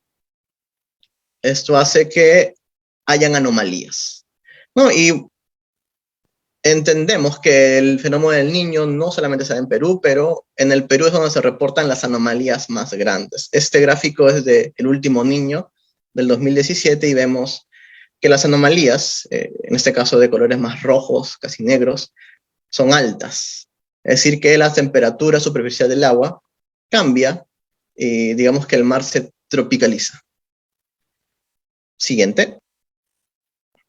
Y estas dos corrientes definen tres zonas. La provincia panámica, que está cerca del Ecuador, de aguas más cálidas. Una zona de transición y la provincia peruana, la provincia de Humboldt, que es la más, geográficamente la más extensa. Siguiente, tenemos algunas imágenes. Aquí en la provincia panámica está los manglares, por ejemplo, una cosa muy importante. Siguiente. Tenemos la zona de transición, es una zona estrecha, pero también alberga una importante diversidad de algas. Siguiente. Y la provincia peruana, estas son algunas fotos, por ejemplo, de la zona de Marcona, donde es típico ver los bosques de macroalgas. Siguiente. Como podemos ver en esta foto, ese es un vistazo general de esos bosques submarinos. Y aparte de eso, tenemos alrededor de 77 islas en Perú. Siguiente. Ahora, ¿cuántas macroalgas marinas hay en el Perú? Es una pregunta sencilla, pero a la vez complicada. Y es una pregunta que...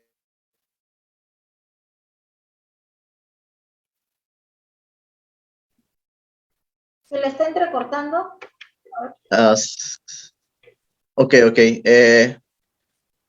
Sí, creo que podemos pasar a la siguiente diapositiva.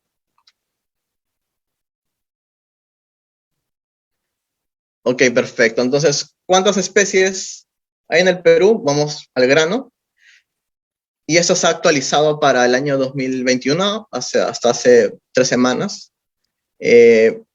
Algas verdes tenemos 39 especies con 2 variedades, 5 especies endémicas, y el género con más especies es Ulva, con 10 especies. Siguiente. De ahí le siguen las algas pardas, un poquito menos, 32 especies, 2 subespecies y 3 especies endémicas. Y tenemos aquí que el género con más especies es Desmarestia, una alga parda caracterizada por tener ácido. Siguiente. Pero de lejos, las algas rojas son las que se llevan el premio con la mayor cantidad de especies en Perú, con 184 especies. No es de sorprender, ya que en general las algas rojas tienen más especies a nivel mundial comparada a las algas verdes marinas y algas pardas. También una gran cantidad de especies endémicas, 26, y el género con más especies es Gelidium, con 9 especies. Siguiente, por favor. Y en total tenemos 262 taxones de macroalgas marinas en Perú. Con taxones me refiero a especies, subespecies, ¿no? Esto está por debajo del nivel especie, y variedades. Siguiente. ¿Cómo están distribuidas las algas en el litoral? Siguiendo la zonificación que presenté.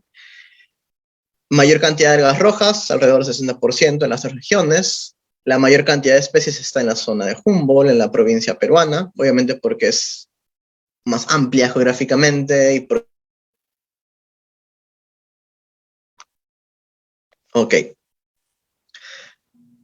Algunos géneros representativos o especies. En la provincia panámica tenemos, siguiente por favor, Caloglosa.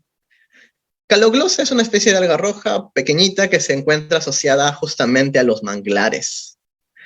Si vamos a la zona de transición, tenemos otra alga muy importante que es Laurencia paitensis, y como su nombre lo dice, fue descrita en la zona de Paita.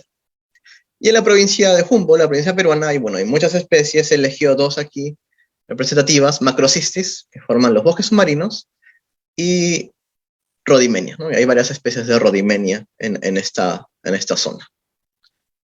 Siguiente. Ahora, especies endémicas. Aquí he puesto algunas fotos de especies endémicas.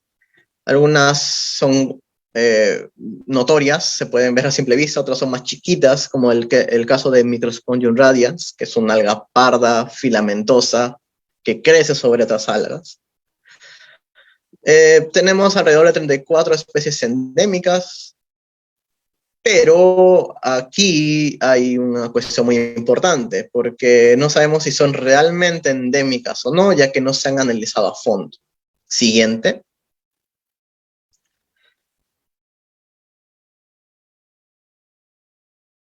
Ya. Aquí hay un ejemplo, es Corallina ferreirae, descrita en 1964, para Perú solamente.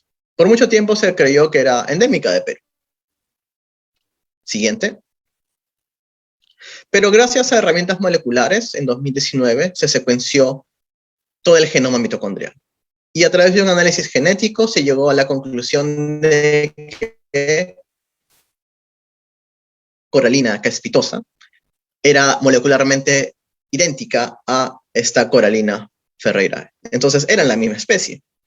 Caspitosa distribuida ampliamente en varias partes del mundo. Y bueno, ferreirae solamente se describió para Perú. Pero en resumen, eran la misma especie. ¿Cuál se elige?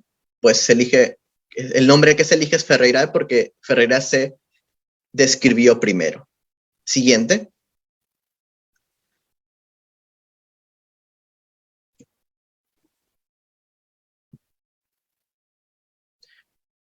Bueno, como acotación de la diapositiva anterior, se llegó a la conclusión de que Ferreirae no era endémica, sino era ampliamente distribuida. Y esto es importante porque las herramientas moleculares nos ayudan a resolver endemismos.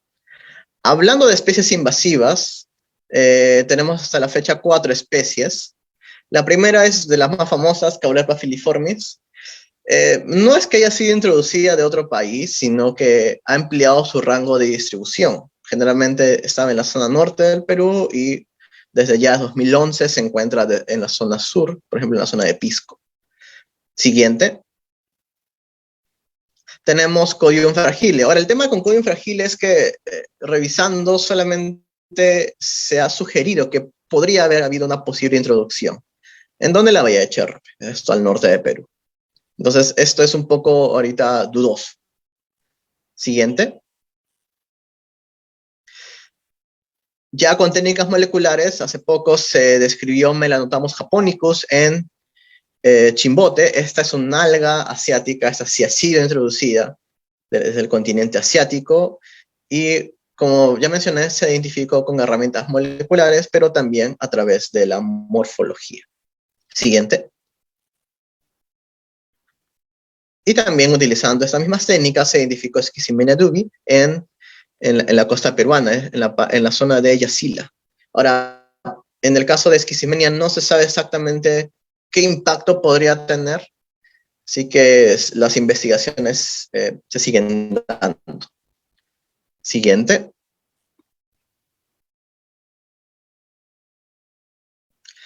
Ahora, Yo sé que ya han hablado de esto en la charla del día anterior, especies de importancia económica, solamente quiero dar una pincelada. Y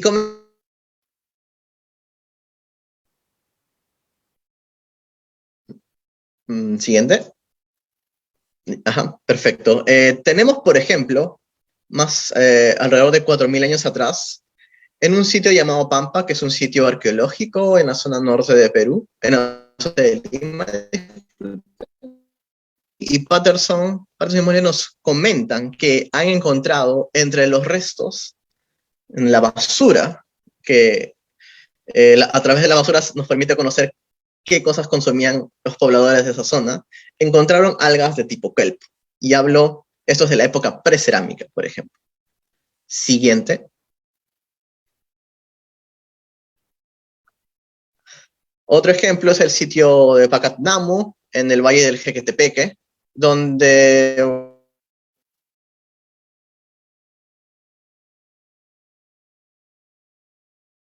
como yuyo o mococho, el Chondrocánthus chamizo. Siguiente. Doctor, ¿puede Perfecto. repetir, por favor? Está cortando el internet. Ok. Bueno, comentaba de que las algas también se han encontrado en sitios como ofrendas. En el sitio, por ejemplo, de Pacatnamu, se encontró yuyo, Chondrocánthus chamisoi, que está en este círculo blanco. También se representan algas en los cerámicos de la cultura Nazca. Lo que está encerrado en el círculo rojo son Macrocystis pirífera, que es justamente la alga parda que forma bosques submarinos. Siguiente.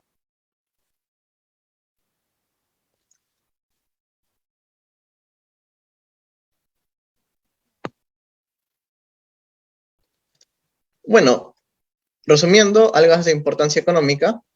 Sí, bueno, ahí tenemos el Macrocystis. Ya había mencionado, está el Chondrocánthus chamisoi, diferentes especies de Porphyra piropia. Tenemos pelillo, también importante, Gracilaresis laminiformis. Siguiente.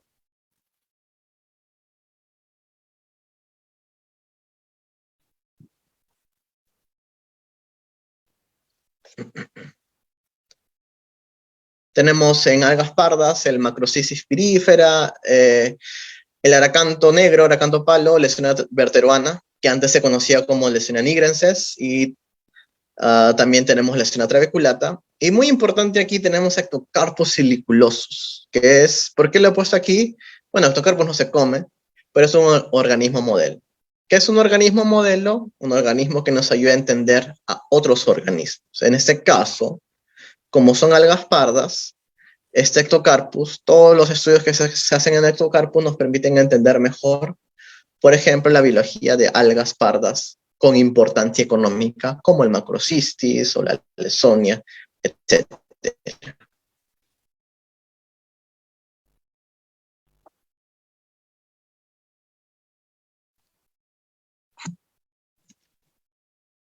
Siguiente, por favor.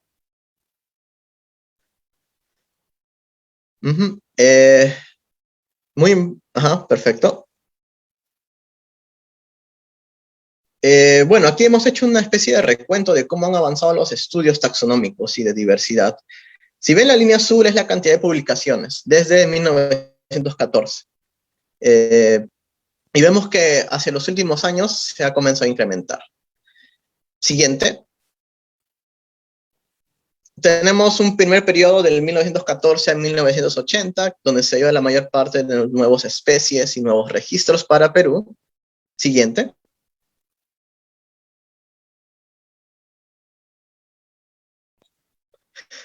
De 1984 a 2011, digamos que se ralentizó, disminuyó la cantidad de especies a menos de una especie o registro por año. Siguiente.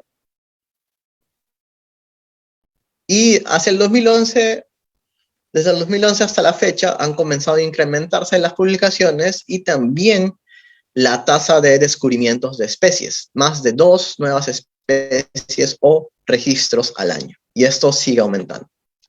Siguiente.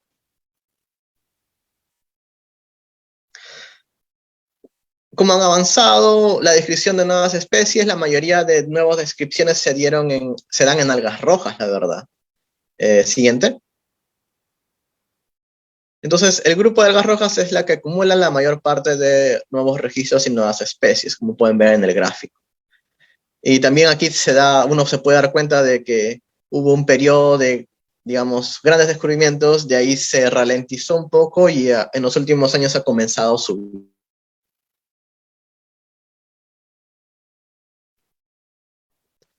Doctor, disculpe, se cortó, ¿puede repetir nuevamente? Ok, sí, como le comentaba, las algas pardas no registran nuevas especies para Perú desde el 2006, por ejemplo. Entonces, están muy por detrás de las algas rojas. Siguiente. Y en el caso de algas verdes, es incluso peor, no hay nuevos registros desde 1980. Siguiente. Tenemos, por ejemplo, que ahora, estos son los nuevos reportes. Con respecto a nuevas especies para la ciencia, no hay nuevas especies para la ciencia basadas en algas peruanas, pardas o verdes, desde hace 50 años. Siguiente. ¿Cómo vamos actualmente? Como les comentaba, las algas rojas son las más estudiadas. En los últimos años se han descrito varias especies, incluso géneros nuevos basados en algas peruanas. Un ejemplo es el género Filophorella. Siguiente. Varias familias son las más estudiadas, como la Alimeniaceae, la Romelaceae, donde están especies como Policifonia, Melanotamus, etc. Tenemos la Gracilariaceae, Filophoracea, donde está Filophorella, por ejemplo, y Bangiaceae, donde están los cochayuyos. Siguiente. Ahora, ¿qué pasa con el cochayuyo? A nivel mundial, la taxonomía de estas especies se ha modificado bastante. Creo que esto comenzó desde 2011 más o menos, y esto está haciendo de que se reevalúe toda la lista de especies de cochayuyo para Perú, a través de técnicas moleculares y también de la morfología. Siguiente. Tenemos ahora incluso, se complica un poco más porque ahora se han propuesto nuevos géneros, Neopórfira, Neopiropia, así que esto, digamos, creo que va para largo. Y grupos menos estudiados, algas rojas costrosas, como la que ven en la foto, algas rojas más tropicales, ¿no? De la provincia panámica, de la zona, por ejemplo, de los manglares, y también algas rojas del submarino. Siguiente. En algas pardas, la mayoría de estudios se ha hecho en laminariales, que son los kelpos, donde están Macrocystis, Lesonia. Hace poco también se comenzó a estudiar mucho más otra especie de kelpo en Perú, que es la Ixenia coqueri. Y bueno, como comentaba en las diapositivas anteriores, el último registro nuevo para Perú se dio con Lesonia trabeculata. Siguiente. Aunque hace poco se confirmó la presencia de Lesonia verteruana. Esto comenzó con estudios en Chile. Se sugirió que la Lesonia nigrensis en Perú era en verdad Lesonia verteruana, y bueno, ya hace poco ya se confirmó molecularmente la presencia de esta especie. Siguiente. Transcriptoma de Macrocystis, muy importante. Se secuenció el transcriptoma de esta especie, se identificaron genes relacionados al estrés, en este caso estrés abiótico. Siguiente. Y bueno, grupos menos estudiados, de nuevo las algas pardas costrosas, que la verdad no hay ninguna alga parda costrosa reportada para Perú, a pesar de que sí existen. Yo las he visto directamente. También tenemos algas filamentosas, y dentro de las filamentosas están los endófitos. Los endófitos son algas pardas que pueden causar enfermedades a otras algas. Entonces es muy importante estudiarlas.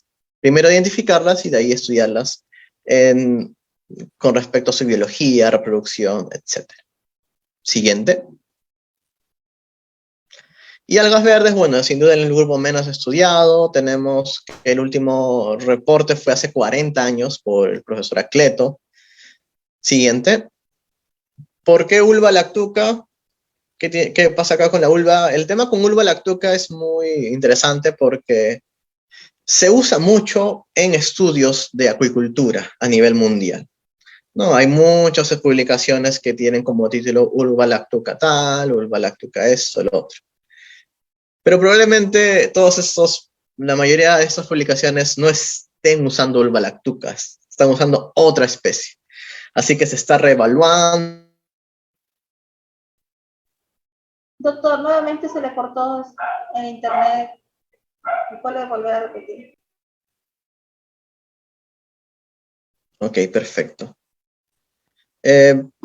También hay algunas cuestiones con respecto de la confirmación de algunas especies. Aquí doy dos ejemplos. Codium fabulatum fue descrito en Perú, si mal no recuerdo, en las islas Lobos de Afuera, pero no se ha vuelto a encontrar ahí. Pero sí se encuentra bastante en la zona de Galápagos, por ejemplo. Y bueno, también hay un tema con Brysis peruviana, Brysis rhizóphora, que dicen que puede ser la misma especie, pero aún no se han hecho estudios moleculares que yo tenga entendido, o no se han publicado por lo menos. Siguiente.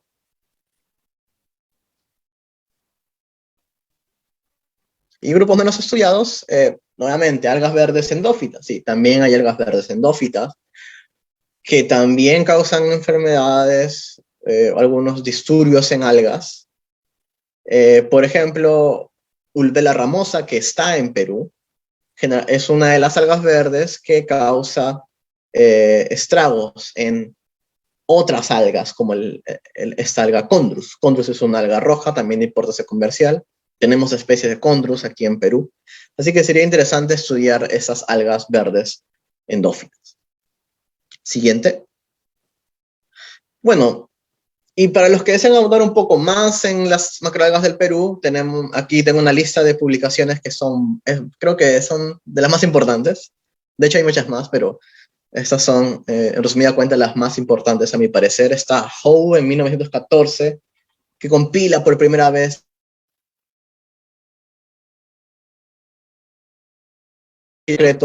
actualiza la lista en esta publicación Las algas marinas del Perú. Y muy importante, Acosta da una lista de especies para Pisco, una zona muy importante en el tema de diversidad. Y quisiera recalcar que esta lista de especies de la provincia de Pisco no solamente son macroalgas marinas, sino también microalgas marinas, el fitoplancton. Siguiente.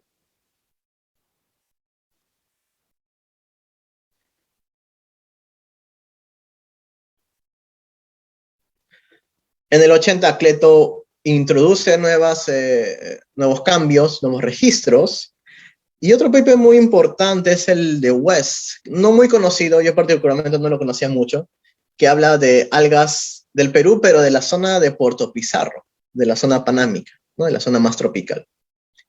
Un catálogo, que es un librazo, es el de Ramírez y Santelices, que abarca algas de Perú y Chile, muy bueno. Siguiente.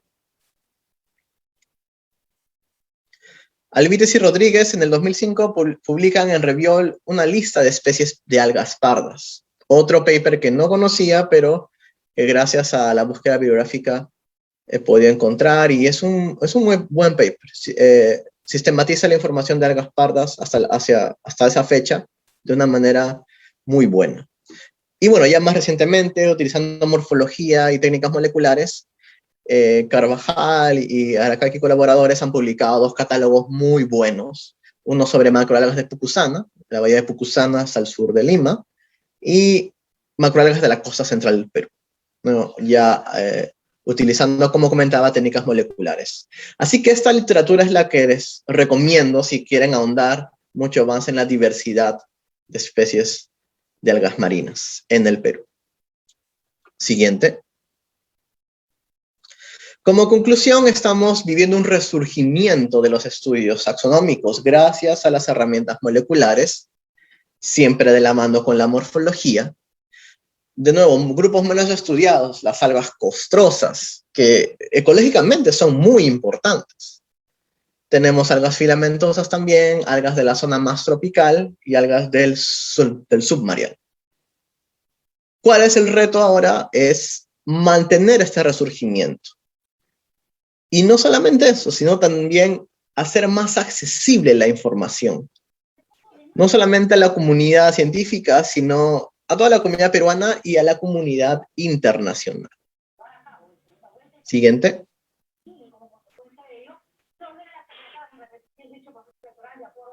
Tenemos como resumen 262 taxa de macroalgas en Perú. La mayor cantidad son algas rojas. Siguiente. La zona de mayor diversidad es la zona de la provincia de Humboldt, la provincia peruana, con 195 especies. Siguiente. Muy importante es el enfoque integrado. Técnicas moleculares y la morfología, que vendría a ser, digamos, la taxonomía clásica. Esto nos ayuda a resolver muchas cosas. Endemismos, especies invasivas y también a nombrar especies comerciales. Siguiente. Y como ya mencioné, desde el 2011 ha habido un aumento en los estudios taxonómicos, enfocados más que todo en algas rojas, pero no hay que dejar de lado a los otros grupos, que son las algas pardas y las algas verdes. Siguiente. Y la pregunta final, ¿cuántas especies faltan por descubrir? Esa es una pregunta que probablemente no tengamos una respuesta en concreto, pero justamente el hecho de querer descubrir esas especies es lo que impulsa los estudios de taxonomía y diversidad en el Perú. Siguiente. Y bueno, solo acotar que tenemos una iniciativa de divulgación científica, Macroalgas Marinas del Perú. Estamos en redes sociales, en Facebook, en Instagram, en Twitter. Ahí compartimos todas las noticias relacionadas a estos organismos en Perú, los últimos descubrimientos, últimos avances, talleres, charlas, etc. Y en pocas semanas lanzaremos también, de manera pública ya, lo que estamos haciendo con el llamado Club de Macroalgas, ¿no? Y si quieren consultar algo o si quieren apoyar en el club como profesionales, pueden escribirnos al correo de Gmail que se encuentra en la diapositiva y estaremos encantados de poder colaborar. Y la invitación no solamente es para peruanos, sino para todos en general. Y bueno, muchas gracias por la presentación. Aprecio bastante su paciencia a pesar de los inconvenientes técnicos y quedo a la espera, bueno, de sus preguntas. Muchas gracias. Muchas gracias, doctor José Ávila Petroche. Hay una pregunta del biólogo Paul Baltasar Guerrero. De las especies invasoras, ¿cuál crees que es la más importante en ser aprovechadas, ya sea como consumo u potenciales biotecnológicos? Bueno, interesante pregunta. Hasta ahora tenemos 4 especies, como comentaba, y bueno, si sacamos Caulerpa de lado, que no es propiamente introducida de otro país, y de repente podemos ir por Codium, probablemente. Particularmente por donde me encuentro, en Corea, hay platos de comida que se hace a base de Codium, por ejemplo, ¿no? Como especies de ensaladas y todo esto. Ahora, con el tema biotecnológico, también Codium tiene algunas propiedades muy interesantes. Y bueno, Caulerpa ya se está estudiando, ¿no? Caulerpa, sus propiedades farmacológicas en Perú, antioxidante, etc. Con respecto a Melanotamus, esta alga filamentosa, hasta lo que yo tengo entendido, no hay estudios de su potencial biotecnológico.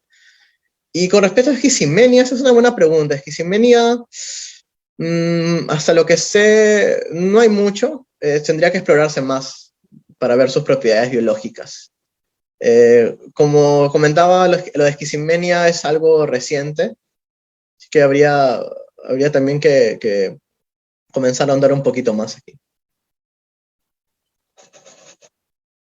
Si tienen más preguntas, por favor, pueden hacerla en el chat del Zoom, o si no, en los comentarios de Facebook. Hay una pregunta de Luzmila Rodríguez.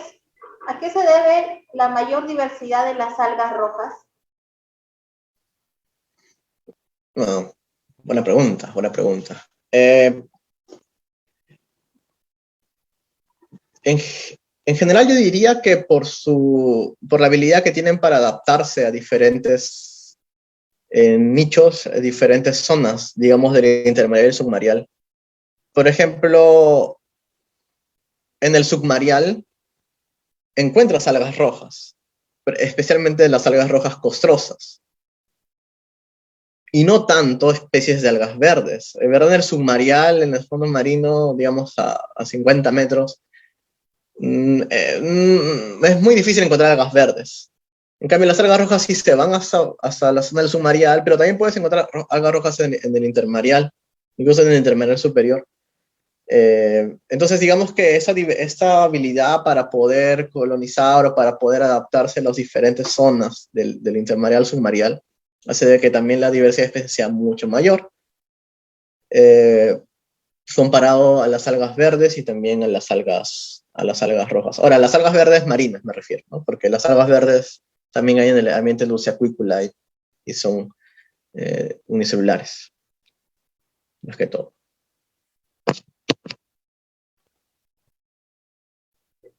Si tienen más preguntas, todavía hay tiempo para que puedan escribirlas.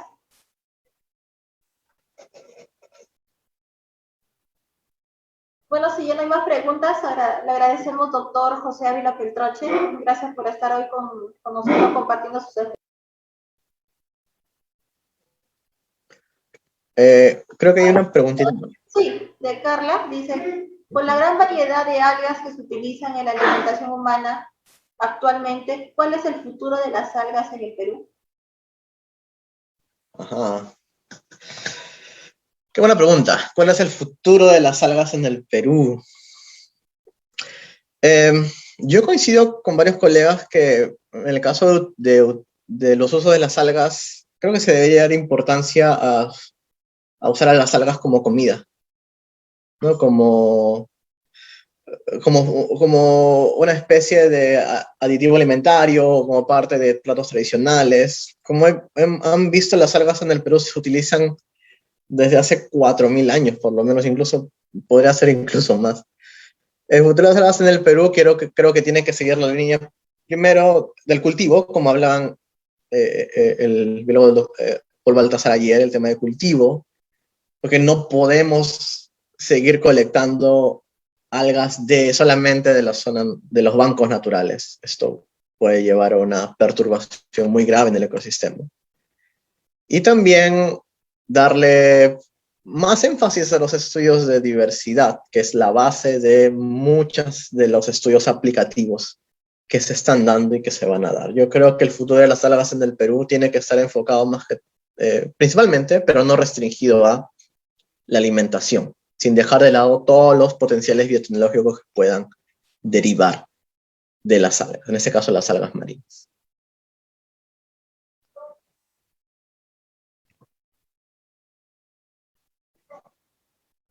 Otra pregunta de Raúl Mengual. ¿Es tan diferente la producción de macroalgas a las de microalgas, a sus necesidades? Ajá.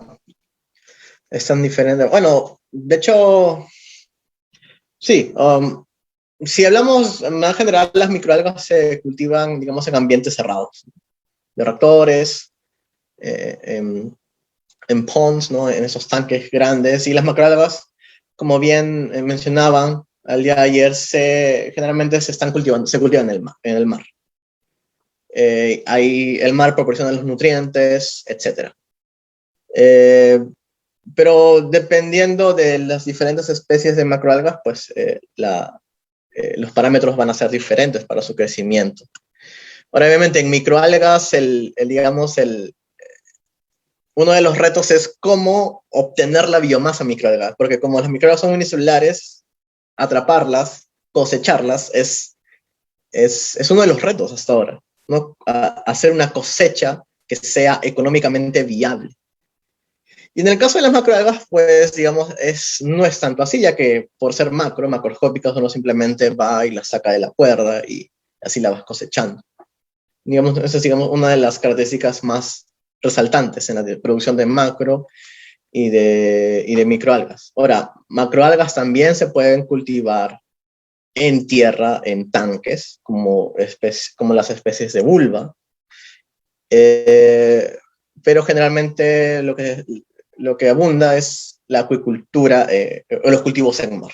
Las macroalgas en el mar, y el mar mismo es el que proporciona los nutrientes a las especies cultivadas.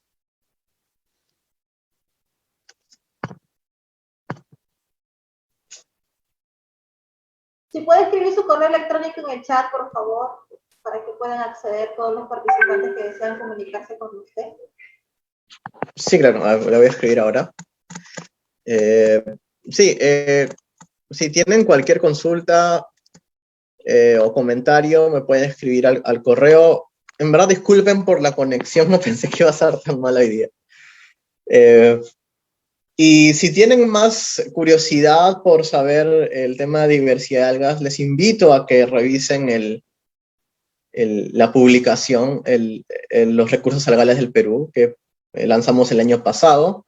Si no la pueden encontrar de forma libre en internet, yo mismo se las puedo pasar, y ahí está la lista entera de todas las algas del Perú, y con comentarios en algunos casos, para más o menos saber qué está pasando con la taxonomía en el Perú y los estudios de diversidad.